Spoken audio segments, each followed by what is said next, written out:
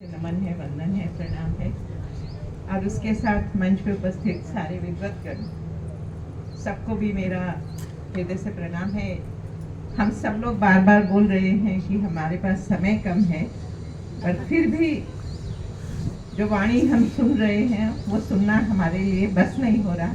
जितना भी सुनना चाहे, आज हमारे कानों में अमृत की वर्षा होती जा रही है लगातार। मेरा मन, गुरुजी ने बोला था, माता जी ने बोला था कि बोलना है, नहीं तो मेरा मन था कि मैं सुनती ही रहूं। जो इतनी सुंदर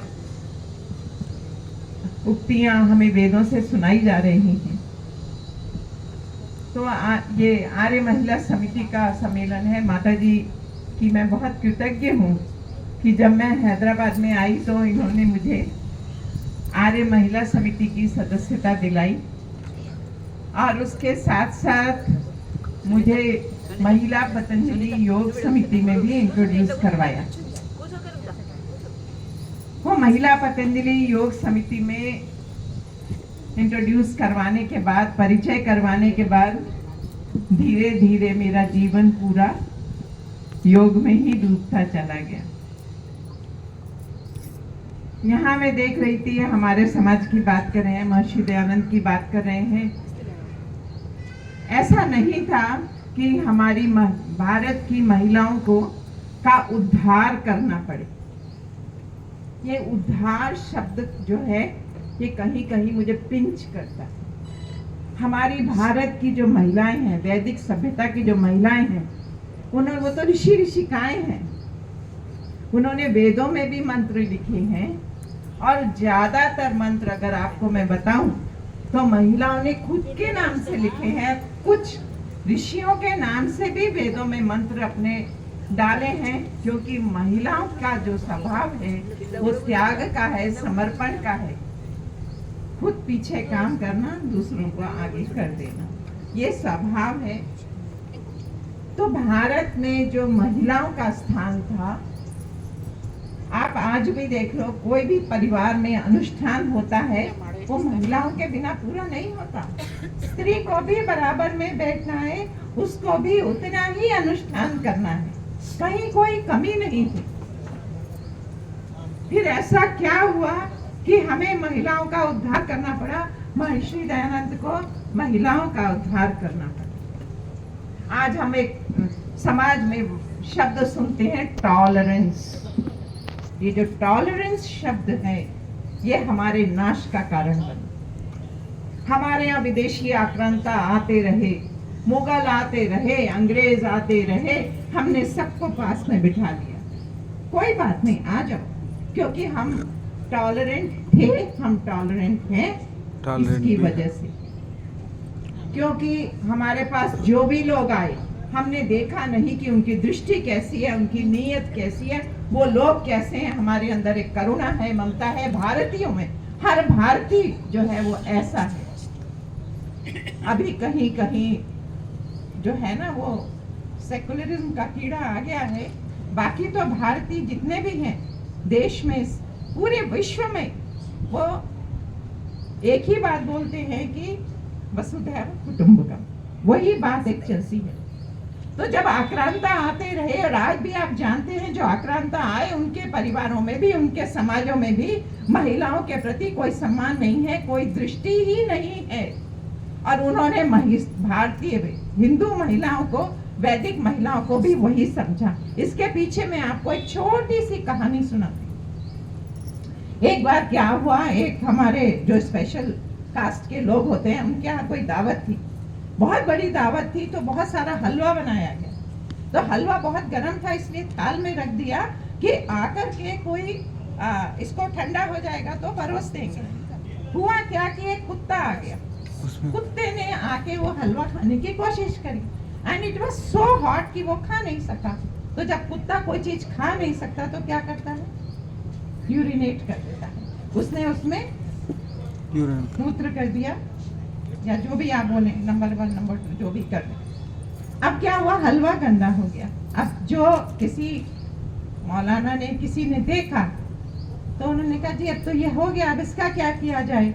तो बड़े सोचने लगे, पूरी निकाल दी कि हलवे में, खाने की चीज में अगर मूत्र आ जाए तो उसको क्या किया जाए, तो उनको समझ में नहीं आया कि क्या करना है। तो उन्होंने कहा एक काम करो, पंडित जी के पास जाओ, वो फलाना पंडित जी हैं, वो उनसे पूछ के आओ क्या करना है। तो वो उनका जो आदमी था वो पंडित जी के पास गया, पंडित जी हलवा बना था इतना, उसमें आके जो कुत्ते ने मूत्र कर दिया, अभी क्या करा जाए। पंडित जी बोले नहीं नहीं नहीं, इसको तो फेंके देना चाहिए, इसको रखना ही नहीं चाहिए, इसको छूना भी नहीं चाहिए, ये तो भिष्ट हो गया, गंदा हो गया, इसको फेंक दो। वहां आकर के उसने वो जवाब दो था, मौलाना जी को बताया। मौलाना जी बोले अब तो ये हलाल हो गया, सबको खिला दो। कहने का मतलब ये है कि जो भारतीय धर्म में है, जो वैदिक धर्म में है, जो हमारी हिंदू परंपरा संस्कृति में है, उसका उल्टा वहां चलता है, पूरा उल्टा चलता है। उनका धर्म वहीं टिका है। तो हमारे मैं जो बात कर रही थी कि हमारी महिलाओं का उद्धार क्यों करना चाहिए, क्योंकि जो हमारे ऊपर अटैक करने आ रहे थे, आक्रांता थे, उनकी दृष्टि से बचने के लिए हमारी महिलाओं ने अपने आप को ढकना शुरू किया, अपने आप को बचाना शुरू किया, और अंतोगत्ता हम लोग अपने घरों में बंद रहना शुरू कर दिया। हमारा जो तेजस था, हमारा जो ओजस था, हमारी जो बुद्धिमत्ता थी, जो हमारा शौर्य था, पराक्रम था, सब खत्म हो गया। महाभारत तक में, महाभारत के काल में भी कैकेयी तक युद्ध में जा रही थी और बराबर का युद्ध में भाग ले रही थी। तो ऐसा क्या हुआ? तभी महर्षि दयानंद ने कहा कि स्वदेश सबसे मूल्यवान है। किसी भी, अगर हमें सोने चांदी से भी तोल दिया जाए तभी भी हमें पराधीनता स्वीकार नहीं है, क्योंकि वो हमारे हमारी पूरे हमारी सभ्यता को, हमारे समाज को, हमारी सोच को, हमारे जीवन को खत्म कर रही है। महर्षि दयानंद ने ऐसा शंखनाद बजाया कि उसके बाद, जैसे हमारे बहुत सारे भाइयों ने बताया, मंगल पांडे, झांसी लक्ष्मी, और आप सबको पता है, उसके बारे में ज्यादा बात करने की जरूरत नहीं। महर्षि दयानंद ने अपने कहीं भी शास्त्रों में बहुत ज्यादा महिलाओं के बारे में चर्चा नहीं करी, और जहां भी चर्चा करी उसमें समान अधिकार, समान शिक्षा, ये बहुत बड़ी बात है। आज भी पार्लियामेंट में समान अधिकार नहीं है महिलाओं को। आज भी मैंने देखा है अपनी आंखों से कि आज भी पौराणिक परिवारों में, दक्षिण भारत में, अगर आप उनके हाथों में ये जनेऊ पकड़ा देते हो, उनके हाथ कांपने लग जाते हैं। महिलाओं के मुंह से मंत्र पाठ नहीं निकलता, क्योंकि उसमें उनको पाप चढ़ेगा। ये महर्षि दयानंद की ताकत है कि हम मंच से बोल रहे हैं, सविता बहन इतने बच्चों को पढ़ा रही हैं, और आप सब लोग लगातार मंत्रों का उच्चार करते हैं, ब्रह्मा हैं, आप सब लोग वेद पाठी बन गए हैं। ये सब महर्षि दयानंद की कृपा है कि आज हम सब महिलाएं अपने समान अधिकार लेकर के, शिक्षा से लेकर के जीवन के हर क्षेत्र में बराबर की खड़ी है। अगर महर्षि दयानंद के शिष्यों के बारे में हम बात करें तो उनकी लिस्ट बनाते बनाते हम थक जाएंगे। उन आर्य समाज से प्रभावित जितने क्रांतिकारी थे, उतने किसी भी धर्म, मत, संप्रदाय से प्रभावित नहीं थे। ये एक स्वामी श्रद्धानंद थे, जिन्होंने दलितों को 2 भागों में टूटने से बचाया, जिन्होंने कन्या गुरुकुल की स्थापना करी। तो आज हम देखते हैं कि जो हमें अधिकार, महिलाओं का अधिकार, जो आज हम खड़े हैं यहाँ पे सब बात कर सकते हैं, उसके लिए हमें महर्षि दयानंद का कृतज्ञ होना जरूरी है।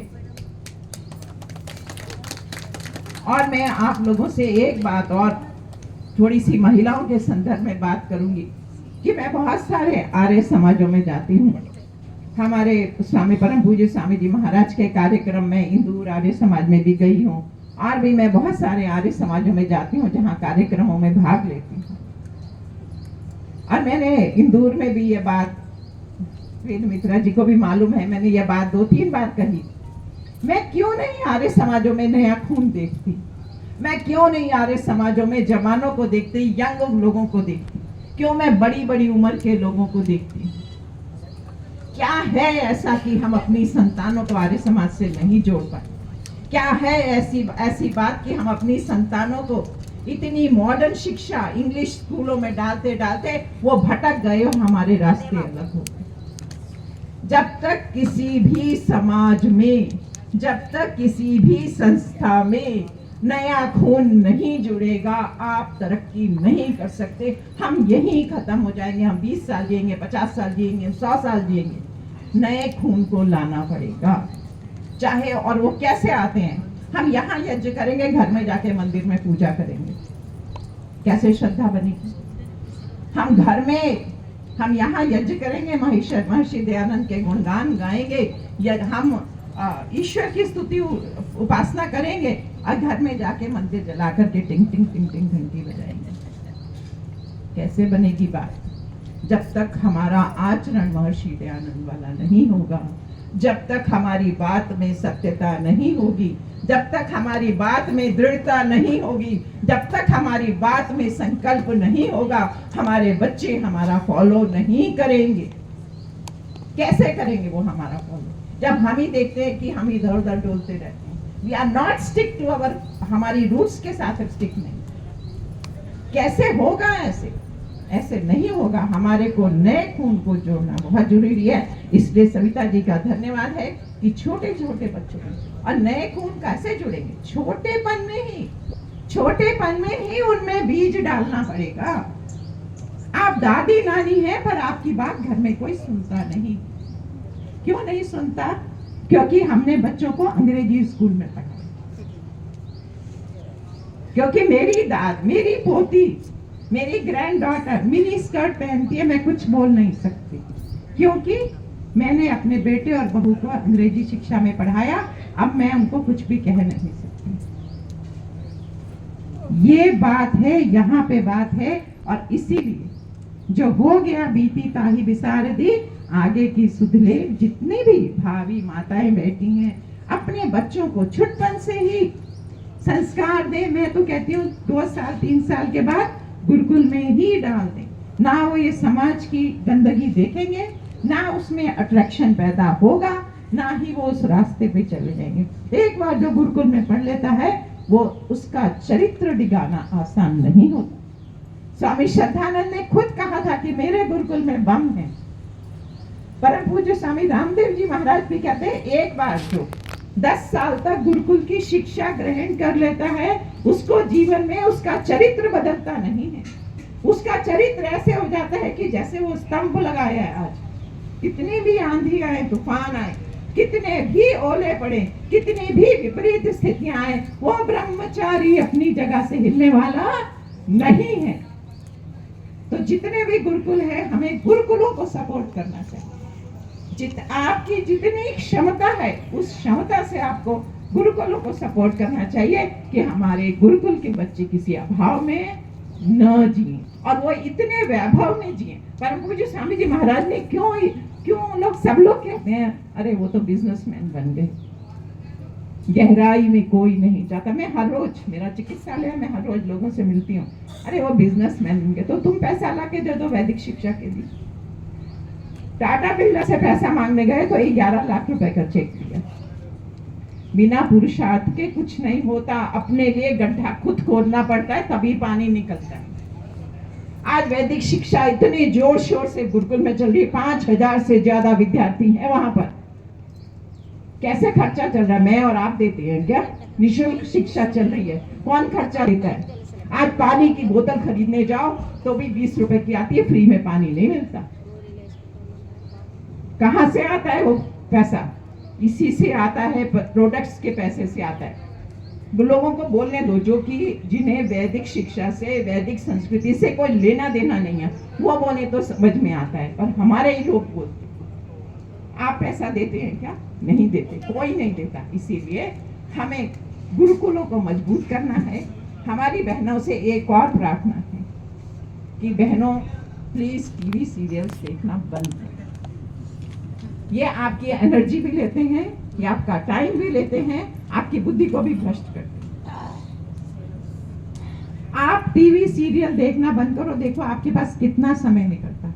आपके पास इतना समय होगा कि आप जीवन में आप वेद भी पढ़ सकोगे, आप सत्याप्रकाश भी पढ़ सकोगे। पर टीवी सीरियल का जो एक ऐसा ना चाय और दारू की तरह नशा है। तो अगर हमें महिला जो समिति है यहाँ पर हम लोगों को करना है, आज इसको व्यर्थ नहीं जाने देना। हमारे साथ में बैठे सभी लोगों ने इतनी आपको आपकी भाषा में बहुत अच्छा बताया, उसको तो मैं दोबारा दोहरा नहीं सकती। पर फिर भी यही हमें संकल्प लेना है कि अपने पुरुषार्थ से, और देखो कुछ पाने के लिए कुछ खोना पड़ेगा। टीवी सीरियल अगर आप 4 दिन नहीं देखोगे तो या जिंदगी भर नहीं देखोगे, कुछ नहीं होगा। आज आपको कहने से पहले मैं पिछले 15 सालों से टीवी सीरियल नहीं देखती। मेरा जो समय है वो देश और समाज के लिए लगाती हूँ 100%। क्या करना है, इस शरीर का मिट्टी में मिलना है, तो इसको मरने से पहले क्या कर लो, जितना यूज कर लो देश और समाज के लिए उतना अच्छा है। और हर बहन ऐसा कर सकती है, क्योंकि हर बहन के अंदर झांसी रानी भी है, माँ दुर्गा भी है, सरस्वती भी है और शारदा भी है, अन्नपूर्णा। तो मैं अपनी बात को यहीं पे अपनी बात को यहाँ पे पूर्ण करती हूँ। एक ही बात को कहती हूँ, कोमल हूँ, कमजोर नहीं है, शक्ति का नाम ही नारी है। अपने आप को पहचानो, समझो और जानो। आप दुनिया में वो काम कर सकते हो जो कोई एक पुरुष नहीं करे। जो महिला एक बच्चे को जन्म दे सकती है, एक नया जीवन दे सकती है, वो सारी दुनिया को, पूरी दुनिया में खड़ी कर सकती है। सभ्यता और संस्कृति। आप लोगों को बहुत बहुत प्रणाम।